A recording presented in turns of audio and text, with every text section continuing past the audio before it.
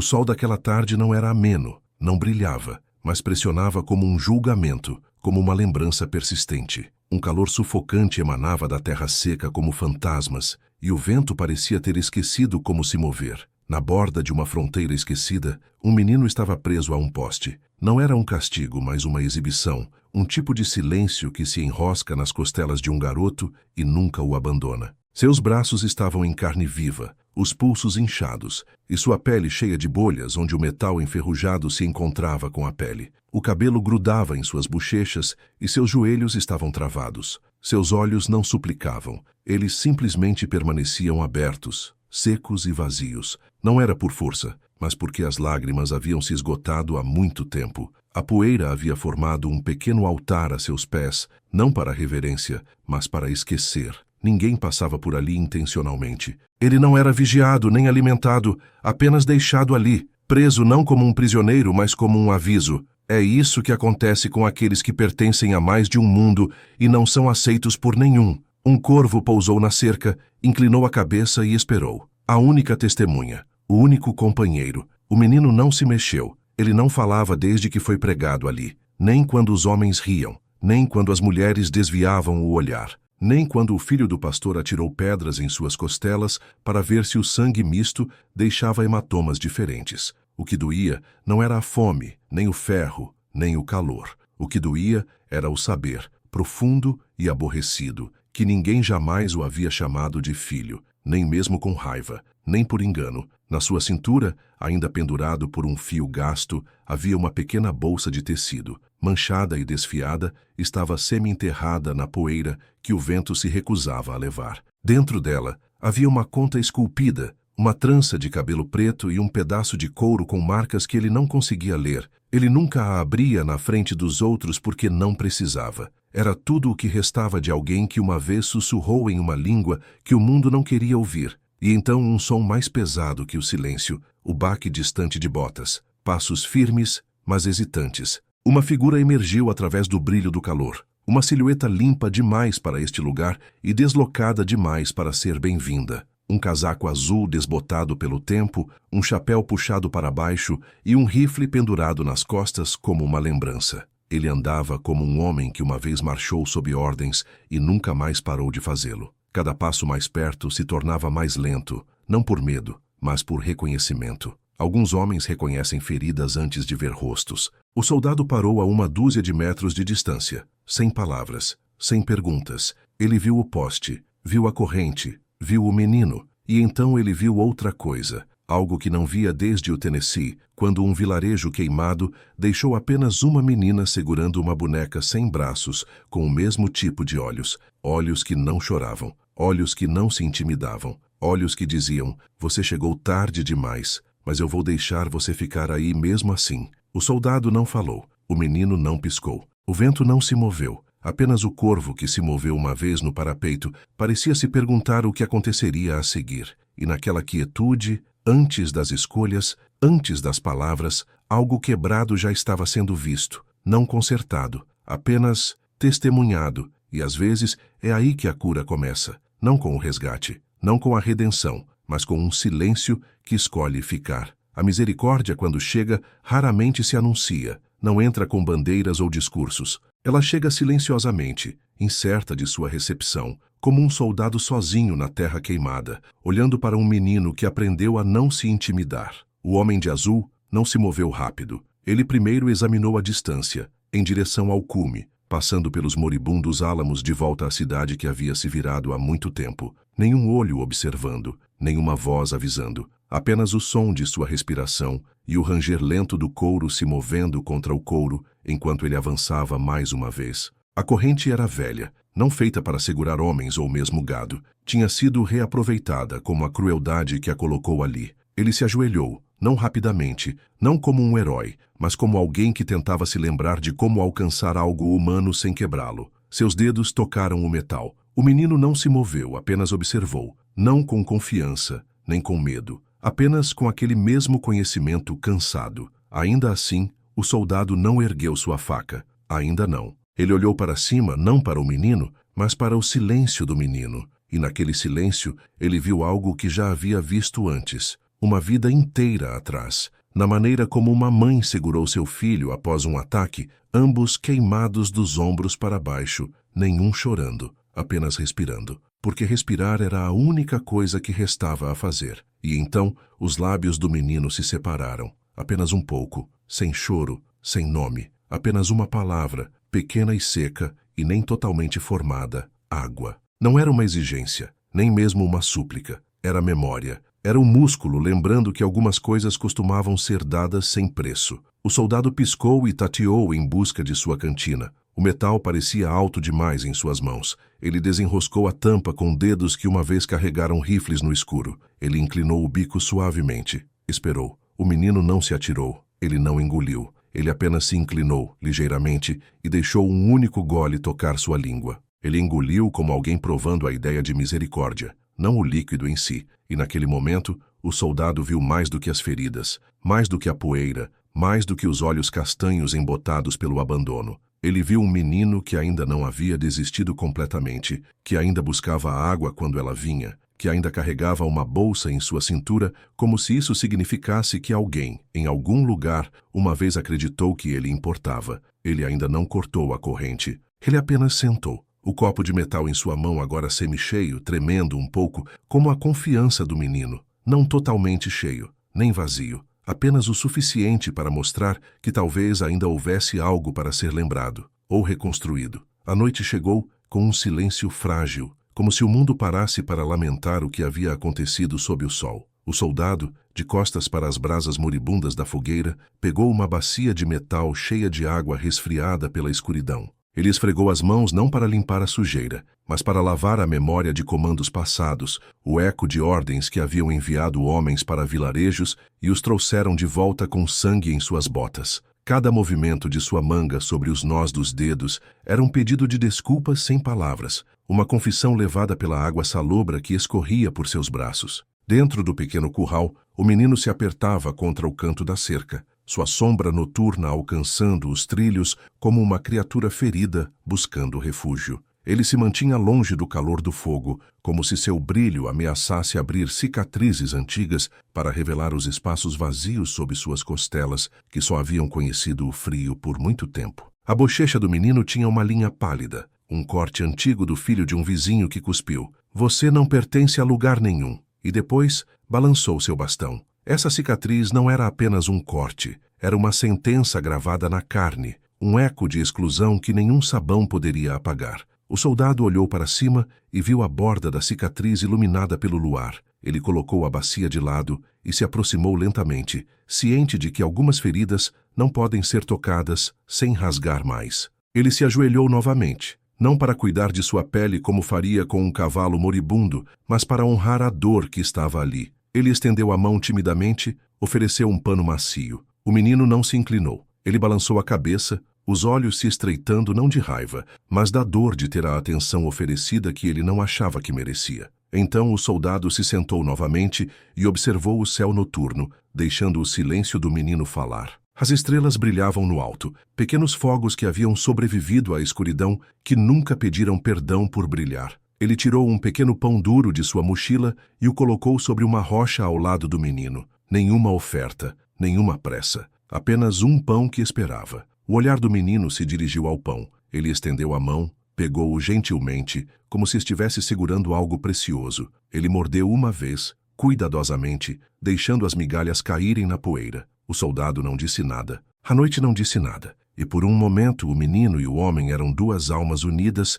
pelo reconhecimento de que algumas manchas, na pele, no espírito, não podem ser apagadas. Elas só podem ser vistas, mantidas e carregadas com uma ternura que nem exige nem diminui. Naquele silêncio, o soldado entendeu: curar não é sobre apagar o que foi feito, é sobre escolher sentar no escuro, deixar a dor se ventilar como uma ferida queimada pela luz da lua, compartilhar pão sem palavras e ficar, mesmo quando o perdão parece grande demais para ser segurado. Ao amanhecer, quando o horizonte brilhava pálido e incerto, a mula estava amarrada a um poste, com a cabeça baixa e os olhos opacos de desconfiança. Sua pelagem era sem brilho, suas costelas visíveis sob uma camada de poeira e velhos hematomas. O hálito pesado do animal cheirava a palha e tristeza. Ao seu redor, o mundo se agitava, coiotes deslizando pela sálvia, o vento passando pelo arame farpado, o primeiro canto de um pássaro cauteloso, como se tivesse medo de ser ouvido. O menino observava do portão do curral, silencioso como a mula, seu próprio corpo tenso de dias parado. Nenhuma das criaturas falava, mas ambas conheciam o peso das correntes, uma de ferro, a outra de memória. O soldado se aproximou, com as mãos vazias, a voz baixa o suficiente para não assustar. Ele se ajoelhou ao lado da mula, colocou uma palma suave em seu lado, onde uma cicatriz cortava como uma promessa antiga. A mula se encolheu uma vez, então se acalmou, como se surpresa por uma oferta de gentileza em vez de ordens. O soldado não coachou. Ele simplesmente sentou, deixando o calor irradiar de sua mão para os músculos do animal. O menino também deu um passo à frente, cada passo medido, um eco silencioso da quietude da mula. Ele estendeu a mão trêmula, passando a ponta dos dedos ao longo do pescoço da mula, onde a pelagem pintada dava lugar à pele aberta. Nenhum deles se moveu muito rápido, nenhum falou. O tempo se esticou e se contraiu naquele campo. Uma nuvem deslizou pelo sol e sombras brincaram no flanco da mula como seres vivos. O soldado pegou um pouco de ração em sua mochila, aveia esfarelada misturada com uma pitada de sal. Ele soltou um punhado na palma da mão. A mula cheirou, hesitou e depois mordiscou. O menino exalou, seus ombros relaxando em pequenos pedaços. Ele se ajoelhou e pegou mais, oferecendo silenciosamente. A mula comeu, um grão de cada vez, como se estivesse aprendendo que a confiança chega em pequenas doses. Quando o soldado se levantou, ele tocou a sela da mula e depois o ombro do menino. Nenhuma palavra foi trocada, mas uma decisão foi tomada. A mula relinchou suavemente, avançando enquanto o soldado soltava a amarra. Não fugiu, não recuou. Apenas se virou, ficando ao lado do menino, ambos recém-soltos, mas firmados pela presença um do outro. Sob o vasto céu aberto, os três formaram um trio silencioso. Homem, menino, mula, cada um carregando fardos que antes se recusavam a se mover. E naquela calma compartilhada, o soldado viu que as jornadas mais difíceis não começam com um galope, mas com a coragem de ficarem parados juntos. A luz do final da tarde filtrava-se pelas folhas dos álamos, lançando padrões mutáveis no casaco do soldado enquanto ele remexia dentro dele. Ele retirou um pequeno pacote de cartas escritas à mão, suas bordas amassadas por mãos que uma vez as seguraram perto. Cada página continha a caligrafia de um homem que amou e perdeu, palavras de promessa nunca cumpridas, desculpas nunca ditas, esperanças dobradas em papéis e mantidas quentes contra um peito solitário. O menino observava da cerca, a curiosidade suave em seus olhos como os primeiros sinais de confiança. O soldado colocou as cartas em uma rocha plana, a brisa brincando com suas bordas. Ele traçou as linhas de tinta com o dedo, como se estivesse lendo não palavras, mas memórias gravadas nas fibras da esperança. A mula estava por perto, as orelhas alertas, como se estivesse ouvindo também. O menino se aproximou, atraído pelo peso das histórias não contadas. Ele perguntou com a voz baixa e frágil, o que são essas coisas? O soldado não respondeu. Ele pressionou a mão em seu peito e sentiu o vazio onde a fé uma vez viveu. Ele pegou um fósforo, riscou-o contra o couro áspero de sua bota e tocou a chama no canto da carta de cima. O papel se enrolou, escureceu e então explodiu em uma chama silenciosa. Os olhos do menino se arregalaram com o clarão, com a escolha de deixar algo ir. Enquanto cada carta virava cinzas, o vento capturava os fragmentos cinzentos e os levava para o norte, espalhando desculpas no céu, espalhando arrependimentos entre as copas das árvores. O soldado observou as cinzas se afastarem da vista, além da memória. Ele exalou, uma respiração que tremia com alívio e rendição. O menino não se moveu, ele simplesmente viu. Quando a última brasa morreu, o soldado deu um passo para trás e dobrou seu casaco sobre sua mochila. A mula mudou seu peso como se estivesse sentindo a mudança no ar. O menino caminhou para a frente, pegou um pedaço de papel carbonizado não maior que uma unha e o deixou escorregar entre seus dedos como uma oferta secreta. Então, ele o deixou cair aos pés do soldado. Uma confirmação silenciosa de que alguns fardos devem queimar para que os corações possam aprender a carregar algo mais leve. No silêncio que se seguiu, o menino e o soldado ficaram lado a lado, olhando não para o que restava, mas para o que havia sido libertado. E pela primeira vez, Ambos sentiram o fraco eco da possibilidade subindo pelas cinzas. Um posto de comércio empoeirado ficava na encruzilhada de trilhas gastas, suas pranchas desgastadas zumbindo com ecos de inúmeros viajantes. Dentro, o ar cheirava a couro quebrado e tabaco doce. O menino parou na entrada, com o casaco do soldado pendurado em seu braço, observando uma mulher silenciosa, envolta em fios de contas, ajoelhada ao lado de um pote de ervas. Seu cabelo era salpicado de prata, suas mãos se moviam com paciente certeza. Ela olhou para cima e estudou as mãos do menino, as linhas finas de suas palmas, a maneira como seus dedos se curvavam quando ele segurava o casaco. Ela alcançou uma bolsa em sua cintura e retirou um pente esculpido em chifre de búfalo. Sem uma palavra, ela disse o nome dele, Pequeno Alce. O coração do menino parou, chocado com o som de um nome que ele pensou que ninguém se lembrava. Ele respirou fundo e trêmulo, reconhecendo não apenas o som, mas o pertencimento. O soldado ficou do lado de fora, encostado em uma caixa de cobertores de troca. Ele assistiu a cena se desenrolar sem dar um passo à frente. Ele não precisava intervir. A mulher colocou o pente gentilmente nas palmas das mãos do menino.